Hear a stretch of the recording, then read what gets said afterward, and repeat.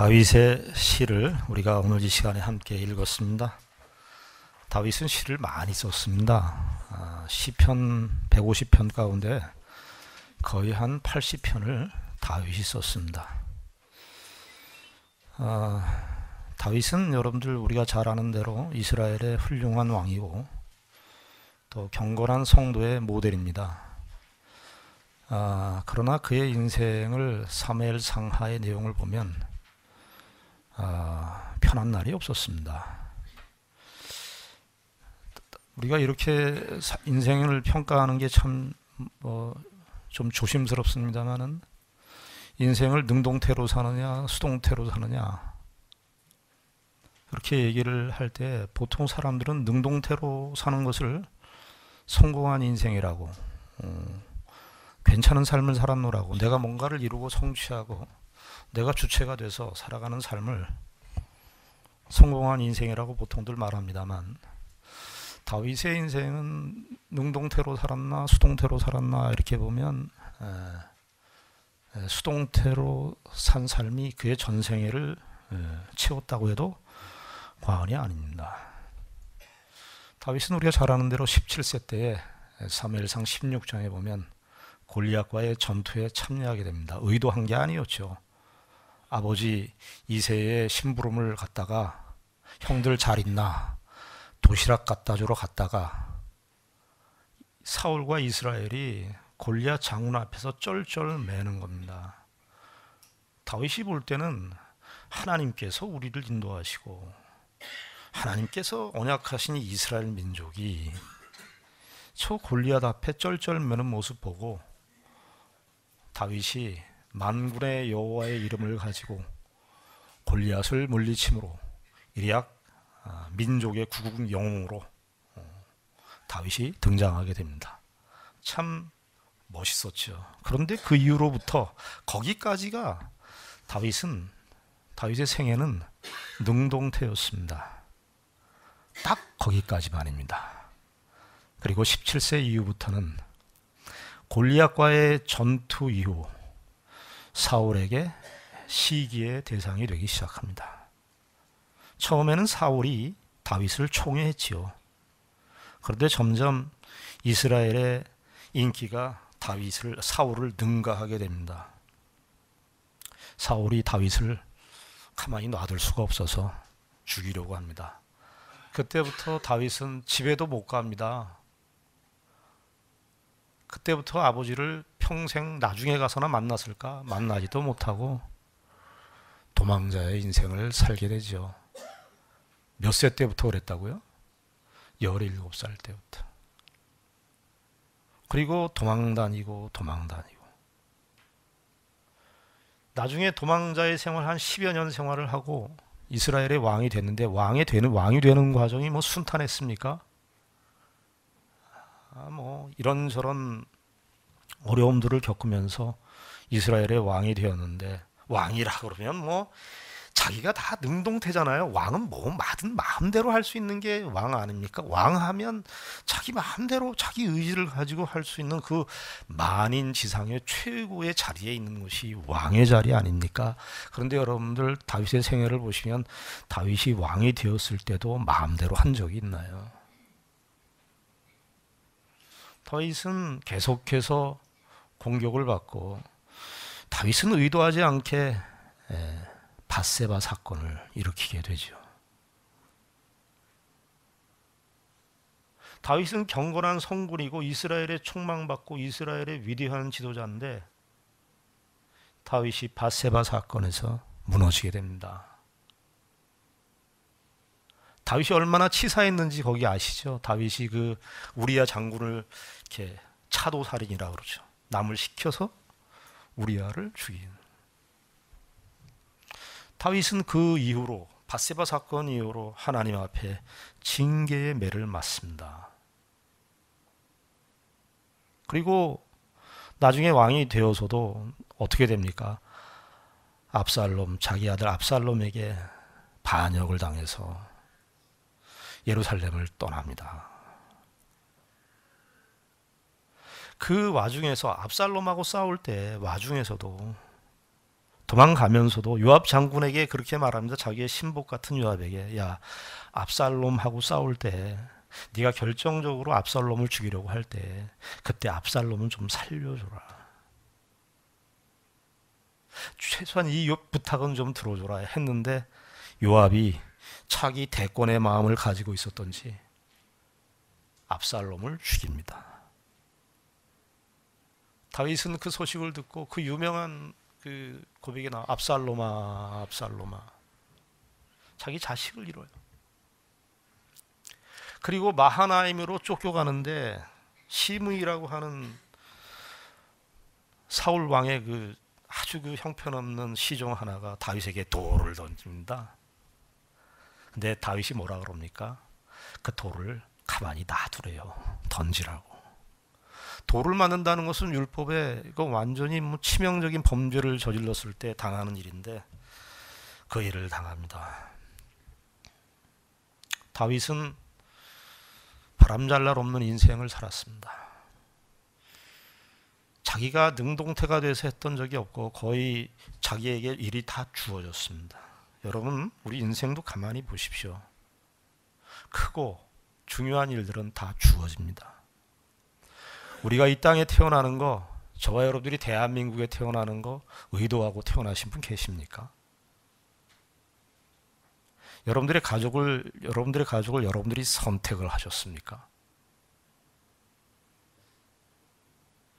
우리가 인생을 살면서 이런저런 우리가 원치 않는 특별히 고난, 어려운 일들, 질병 혹은 사업의 어려움 이런 것들을 겪게 되는데 여러분들 그거 의도하셨나요? 그 우리 의도하지 않았습니다. 주어집니다. 그런데 놀라운 것은요, 다윗이 그렇게 표면적으로 능동태의 삶을 살지 않고 수동태의 삶을 살고 주어진 현실 속에서, 답답한 현실 속에서, 고통스러운 현실 속에서 살았는데 희한하게도 하나님에 대한 고백은 더 풍성한 거예요. 하나님께서 그의 인생 속에 찾아오시고 담아내시는 하나님의 하나님 되심의 그 신앙적 표현과 내용들이 아주 풍성한 거예요. 여러분, 이 면을 보셔야 됩니다. 우리의 인생 속에서, 저와 여러분들의 인생 속에서 다윗의 시를 보게 되는데, 시편에 보면 다윗의 시가 많이 나오게 되는데, 다윗의 시를 읽을 때마다 시 내용도 중요하지만 다윗의 맥락, 전체 맥락, 다윗이 그렇게 험난한 인생을 살고 힘든 인생살이를 살았는데 버거운 인생의 짐을 안고 자기가 의도하지 않은 현실들을 늘 마주하면서 겪으면서 살았는데 하나님의 하나님 되심을 더 풍성하게 그 인생 속에서 얼마든지 채워주시는 그런 은혜를 우리가 다윗의 시를 읽을 때마다 그걸 전제하고 읽어야 합니다. 우린 편하려고 그러죠. 우린 편하고 싶죠. 우리 인생 속에서 무탈하고 아무 일 없이 사는 것이 우리의 기본적 소원인데, 그런데 그러면 하나님에 대해서 알 수가 없습니다. 초등학교 수준을 면할 수가 없습니다. 우리의 인생 속에, 저와 여러분들의 인생 속에 의도하지 않은 그런 모든 일들을 다 겪게 하신 것은 딱 하나예요. 하나님의 하나님 되심을 우리 가운데 더 깊고 풍성하게 채우기 위한 하나님의 손길입니다. 그래서 우리에게 이 시편이 우리에게 주어지고 있습니다. 오늘 시편 27편을 읽었습니다. 어떻게 시작을 합니까? 1절이, 우리 1절 다 같이 읽겠습니다. 시작. 여호와는 나의 빛이요 나의 구원이시니 내가 누구를 두려워하리요. 여호와는 내 생명의 능력이시니 내가 누구를 무서워하리요. 다윗이 그래요. 다윗이 하나님이 어떻게 구체적으로 뭘 행사했느냐 이런 게 아니라 여호와는 나의 빛이라 그렇게 말하십니다. 다윗의 인생이 어땠는데요? 다윗의 인생은 거의 자기가 의도하지 않고 거의 도망자의 인생을 살았는데 다윗이 하나님에 대해서 고백하는 내용이 뭐래요? 빛이랍니다. 여호와는 나의 빛 되셨다는 거예요. 이게 우리가 시를 여호와는 나의 빛이요 이렇게 되어 있지만 이게 어쩔 수 없어서 이렇게 우리가 번역을 할 수밖에 없어요. 영어 성경도 그 비동사를 쓸 수밖에 없어요. 뭐 is가 들어가 갖고 이렇게 비동사를 썼는데 그래야 문장이 되니까요. 근데 히브리어 문장은 그렇지 않습니다. 히브리어 문장은 이 비동사가 없어요. 그냥 여호와 나의 빛 이거예요. 그러니까 여호와와 나의 빛 이게 간격이 없어요. 장애가 없어요. 여호와와 나의 빛 되심이 하나예요. 오히려 그렇게 절박한 인생, 거의 바닥 같은 인생. 여러분 다윗이 그 블레셋 그 자기와 평생 이스라엘의 평생 불구대천의 원수였던 블레셋 하기스 왕 앞에서 침 흘리면서 미친 채 하면서 도망갔던 그 다윗의 모습이 연상되십니까? 그 속에서 그 처절한 현장 속에서 여호와는 나의 빛이래요. 이 역설을 이해하시겠어요? 신앙의 역설을? 신앙이 신비한 겁니다.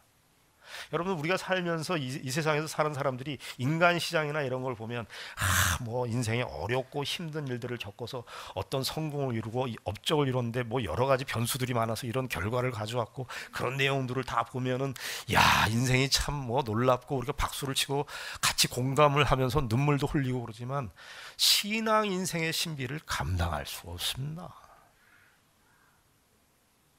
하나님이 우리의 인생 속에서 드러내시는 그 신비로운 그 역설의 은혜들은요 감당할 수가 없습니다. 다윗이 이 시를 쓸 때 여호와 이렇게 이 빛이라고 하는 것은 창세기 1장에 제일 먼저 등장하는 거예요. 하나님께서 이 혼돈과 무질서 가운데 어둠과 혼돈 가운데 있을 때 이 빛이 있으라 할 때 그 빛이에요. 다윗은 정말 어둠과 같은 흑암과 같은 그의 인생 속에서 하나님의 빛 되심을 봤다는 거예요. 저와 여러분들이 빛 되신다는 것은 우리의 인생길 내가 원하는 대로 이루어지면 하나님이 빛 되셨다고 고백하는데 다윗은 그렇지 않은 거예요. 다윗은 그렇게 혼돈과 무질서 가운데 있어서 전전긍긍하고 있었는데 그것이 여호와의 빛이었대요.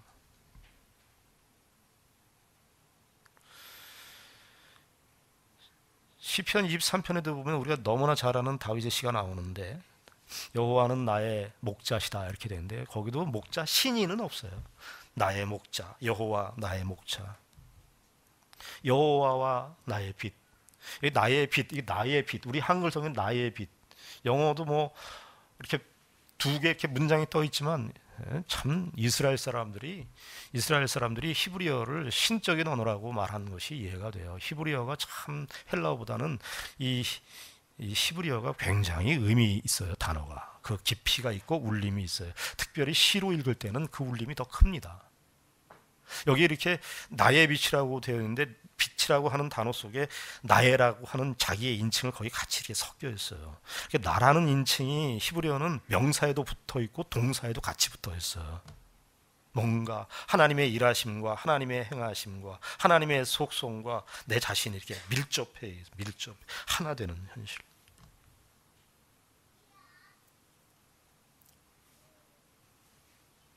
그런데 여호와는 나의 빛이요 나의 구원이시니 이렇게 얘기하고 난 다음에 다윗이 뭐라 그럽니까? 내가 누구를 두려워하리요? 여호와는 내 생명의 능력이시니 내가 누구를 무서워하리요? 내가 누구를 무서워하리요? 내가 누구를 두려워하리요? 여러분 전자는 여호와에 대한 다윗의 신앙 고백입니다. 여호와의 신앙 고백인데 그 고백이 어떻게 쓰이고 있죠? 여호와는 나의 빛이고 여호와는 나의 구원이시고 여호와는 나의 생명의 능력이신데 내가 누구를 두려워하리요? 내가 무엇을 두려워하리요? 내가 누구를 무서워하리요? 내가 누구를 두려워하리요? 저와 여러분들의 신앙 고백이 이 담대한 확신으로 이어지십니까?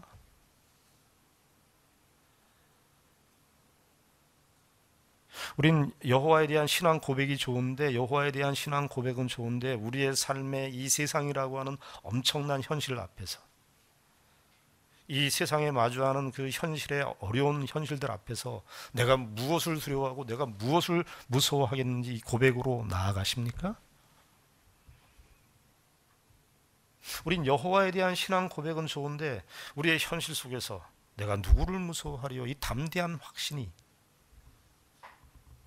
이 담대함이 하나님을 믿고 사는 백성의 절대적인 담대함, 절대적인 확신에서 나오는 이 담대함이 우리의 현실 속에서 적용이 안 돼요.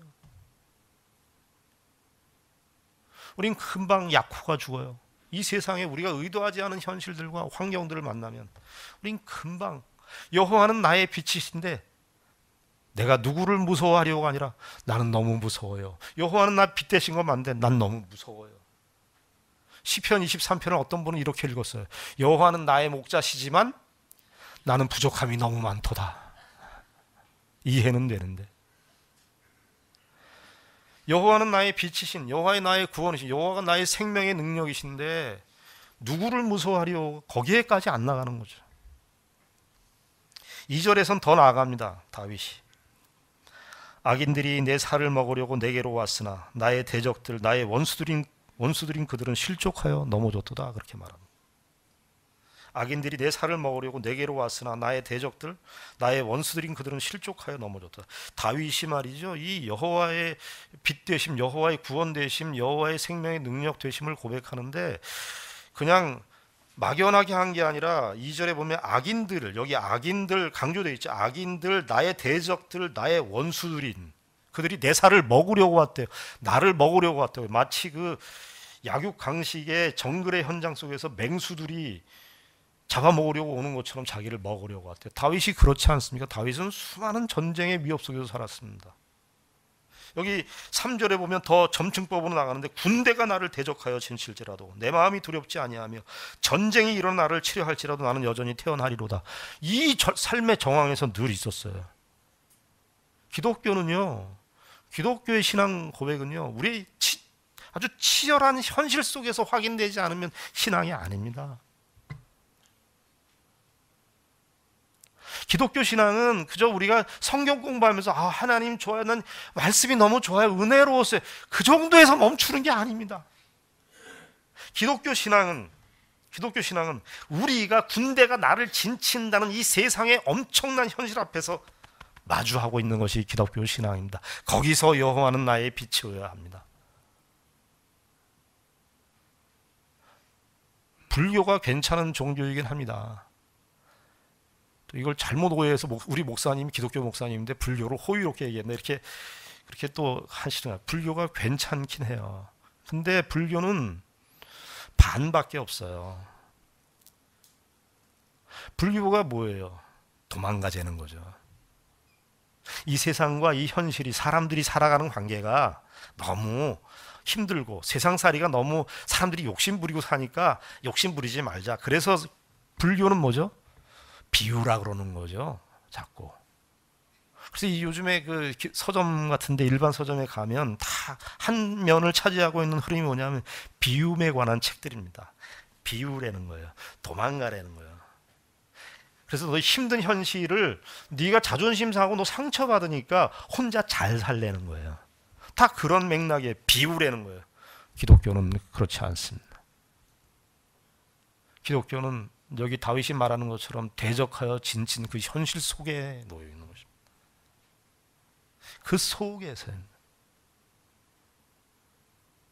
그 속에서 하나님의 구원되심과 하나님의 빛되심을 거기서 확인하는 거예요. 그것이 신자들이 이 세상의 현실에서 가져야 되는, 저와 여러분들의 인생을 통해서도 얼마든지 어떤 현실, 어떤 정황, 어떤 컨텍스트 속에서도 저와 여러분들의 인생 속에서 여호와의 빛 되심과 여호와의 구원 되심과 여호와의 생명의 능력 되심이 나타나지 않는 현장은 없습니다. 다윗이 그 고백을 하는 거예요. 그리고 4절에 이제 1절서부터 6절까지가 한 단락인데, 이게 이제 시의 구조를 보면 이 4절을 강조하는 거예요. 우리 4절이 이제 다윗이 뭐 다 강조하는 표현입니다만은 4절 말씀이 다윗이 이 시를 통해서 하고 싶은 중요한 주제 구절입니다. 우리 4절 말씀은 다 같이 한 음성으로 읽겠습니다. 시작. 내가 여호와께 바라는 한 가지 일, 그것을 구하리니 곧 내가 내 평생에 여호와의 집에 살면서 여호와의 아름다움을 바라보며 그의 성전에서 사모하는 그것이라. 다윗이 자신의 현실 속에서 군대가 또 전쟁이 이렇게 나를 에워싸는 그런 현실 속에서 하나님의 빛되심을 경험했고 하나님의 구원되심을 경험했는데 그 하나님의 구원되심과 하나님의 빛되심을 더 알고 싶은 거예요. 자신의 인생 속에서 이렇게 처절한 인생 속에서 하나님의 하나님 되심을 경험했는데 근데 그 하나님을 더 알고 싶은 거예요. 그래서 여기 4절에 얼마나 강조적으로 기록되어 있습니까? 여기 내가 여호와께 바라는 한 가지 이렇게 되는 한 가지라는 말이 이렇게 한글 성경 뒤에 나와 있지만 히브리어 성경에는 한 가지가 제일 앞에 있어요. 제일 앞에. 한 가지. 우리가 이렇게 내가 다윗이 하나님을 믿고 하나님의 약속을 따라 하나님의 말씀을 따라 살았는데 사울도 죽이지 않잖아요. 사울도 두 번의 결정적으로 죽일 수 있었는데 다윗이 사울을 죽이지 않습니다. 그래서 하나님의 율법을 지켰는데 사울을 살려줘서 사울이 어떻게 해요? 다윗을 핍박해요. 더 공격해요. 악의 근원은 우린 뿌리부터 싹을 잘라내야 되는데 그런 기회가 다윗에게 두 번이나 있었는데 사울을 살려줍니다. 율법을 지켜 하나님이 세우신 왕을 내가 감히 어떻게 죽일 수 있겠는가? 사울을 살려줍니다. 그래서 하나님의 율법을 지켰어요. 그랬는데 다윗에게 돌아오는 것은 더 가중되는 핍박과 고난이고 압박이었습니다. 우리는 그러면 어떻게 됩니까? 내가 하나님을 믿었고 이렇게 양심을 지켜서 선한 일을 했는데 하나님이 나에게 주신 보상이 요거란 말이냐? 요거란 말이냐가 정도가 아니라 하나님이 나에게 이렇게 헌신했는데 나에게 준 보상이 내가 사울도 용서해 줬잖아. 사울도 살려줬는데 하나님 내가 율법을 지키느라고 그렇게 했는데 하나님 그 다음은 갑자기 사울이 확 회심이 돼갖고 야 다윗 예루살렘으로 와라. 내가 잘못했다. 그래야 되는데 사울은 다윗을 죽이려는데 더 압박하고 치고 들어오는 그런 모습을 볼 때 우리는 어떻게 생각이 들겠어요? 야, 그 하나님 싫다. 나 하나님 믿기 싫다. 그런 생각 안 들겠어요? 근데 다윗이 뭐라 그러는 거예요? 나는 한 가지가 있다는 거예요. 한 가지. 그게 그 한 가지 소원, 그 한 가지 소원이기 때문에 내가 여호와께 바라는 한 가지 일, 곧 그것을 구하는데 곧 내가 내 평생에 여호와의 집에 살면서 여호와의 아름다움을 바라보며 그의 성전에서 사모하는 그것이라.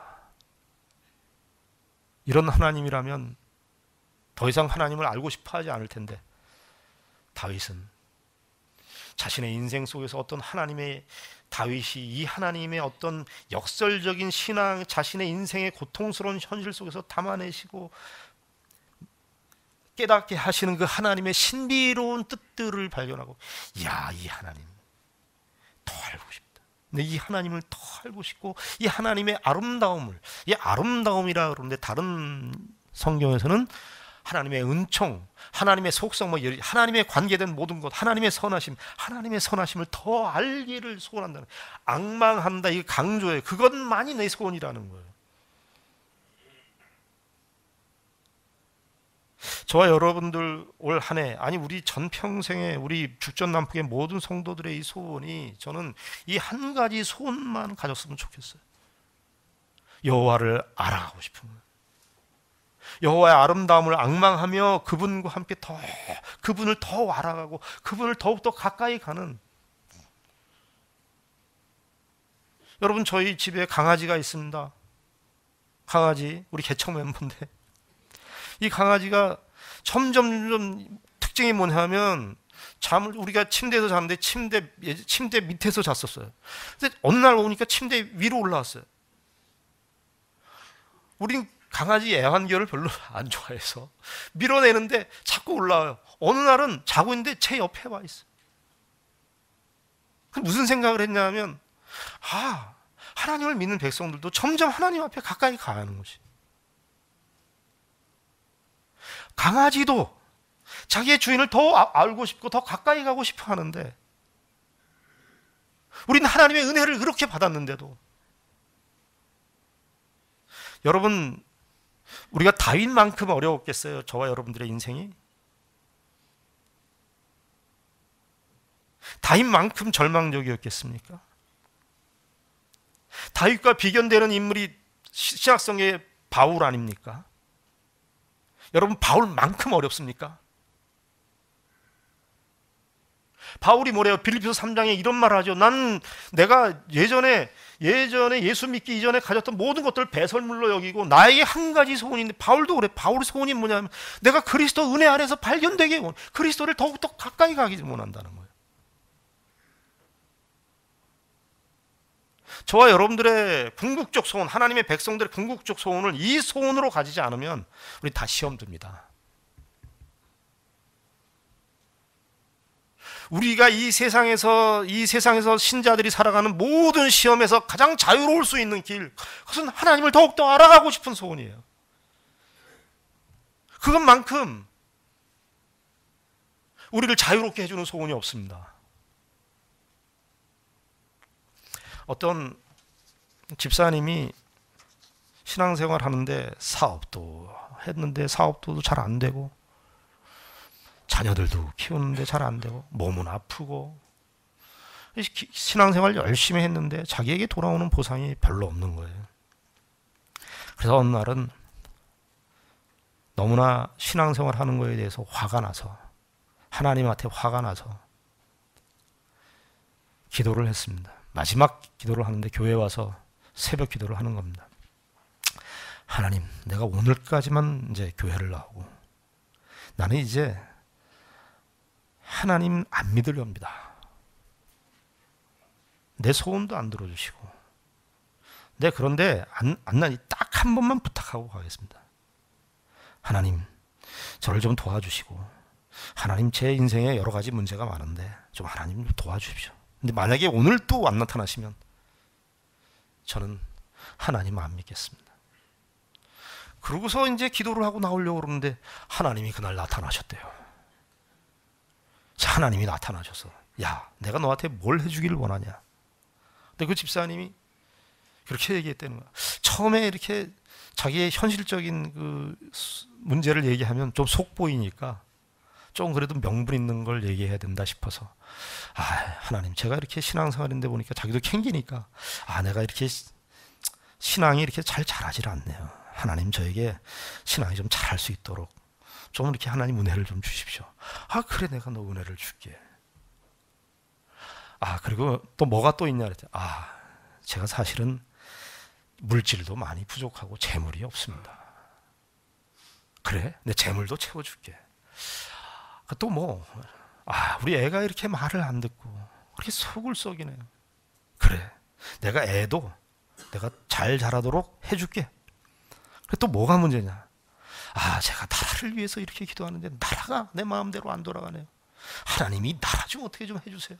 그래, 걱정하지 마, 내가 해줄게, 나라. 자, 또 뭐냐? 세계의 평화가 없습니다. 하나님, 세계 평화를 좀 하나님 좀 해결해 주십시오. 그래, 걱정하지 마라, 내가 해결해 줄게. 내일 되면 싹 다 달라질 거야. 더 이상 없냐 그랬더니, 됐습니다, 하나님, 이 정도면 됐습니다. 그러고서 이제 하나님하고 헤어지려고 그러는데 하나님이 딱 붙잡고, 얘야, 내가 그거 다 해줄게. 네, 됐어. 나하고 근데 마지막으로 확인할 게 있다. 뭘 확인? 내가 그거 너 원하는 거 다 해주는데 나는 이제 더 이상 너한테 안 찾아온다. 나 이제 더 이상 너한테 안 찾아온다. 서약서 쓰겠냐? 여러분, 우리가 주의 깊게 생각해야 되는 예화가 아니겠습니까? 우리는 하나님이 주시는 거가 우리가 다죠. 하나님은요, 우리에게 주세요. 우리에게 주시는데 하나님이 원하시는 것, 하나님 자신을 알기를 원하는 거예요. 다윗이 그 신비를 안 거예요. 여러분, 다윗은요, 그 당시 때 기독교 서점, 엠마오 서점 뭐 이런 거, 말씀, 생명의 말씀사 그런 거 없었어요. 다윗이 그의 인생 속에서, 처절한 인생 속에서 하나님의 하나님 되심을 알고, 그 하나님을 알고, 그 하나님을 더욱더 알아가기를 원하는 하나님 자신에 대한, 여러분, 신자들이 신자들의 삶을 바라보면서 하나님께서 가장 영광 받으실 때가 언제인 줄 아세요? 우리가 하나님께 영광을 돌린다는 말을 가장 많이 쓰는데 하나님께 영광을 돌리는 때가 가장 언제냐면 하나님으로, 하나님만으로 충족할 때입니다. 그 하나님을 알기를 원한다는 거예요. 여러분들 그 길을 가고 싶어요? 하나님이 다 해주시는데 하나님 안 만나요. 나 하나님 더 이상 안 찾아와요.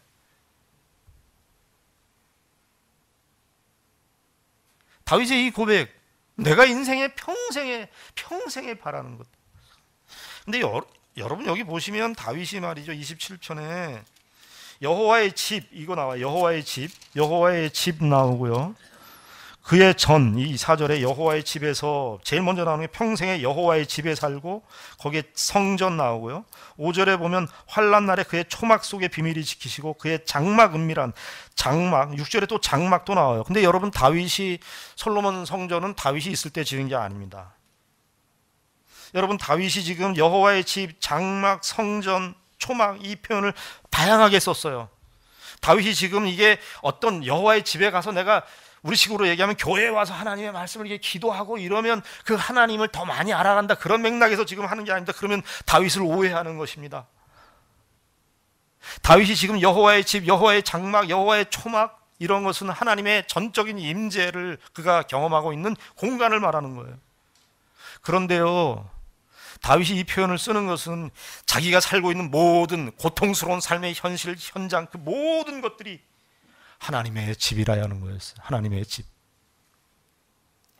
여러분 특별히 여기 5절에 보면 여호와께서 환난 날에 나를 그의 초막 속에 비밀히 지키셨다. 이 표현은 아마도 다윗이 사무엘상 22장에 보면 사울의 핍박을 피하다가 도망갈 데가 없어서 엔게디 광야 굴에 들어갔어요.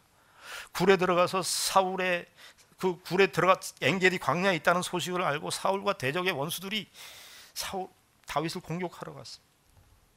근데 숨을 데가 없어서 저 굴 속에 들어가요. 광야의 굴이니까 얼마나 뭐 더 별 볼 일 없죠. 거기 굴 속에 있는데 사울이 볼일을 보러 그 굴 속에 들어오는 겁니다. 다윗이 아마 만약에 이 표현이 그 사건을 염두에 뒀다면 다윗이 피했었던 그 보잘것없는 그 굴은 하나님의 함께하심의 임재의 초막이었습니다. 그 처절하고 도망가는 그 굴이 하나님의 임재의 천장이었습니다. 우리가 사는 모든 현장, 저와 여러분들이 사는 하나님의 백성들, 신앙이 가지고 있는 가장 큰 내용은 저와 여러분들이 사는 모든 공간과 장소가 여호와의 집이라는 사실입니다. 여호와의 임재를 벗어나는 공간, 영역은 하나도 1도 존재하지 않습니다.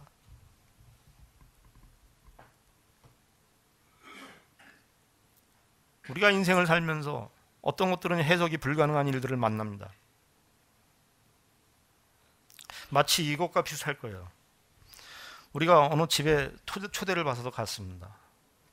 초대를 받아서 갔는데 그 집 주인이 있어요.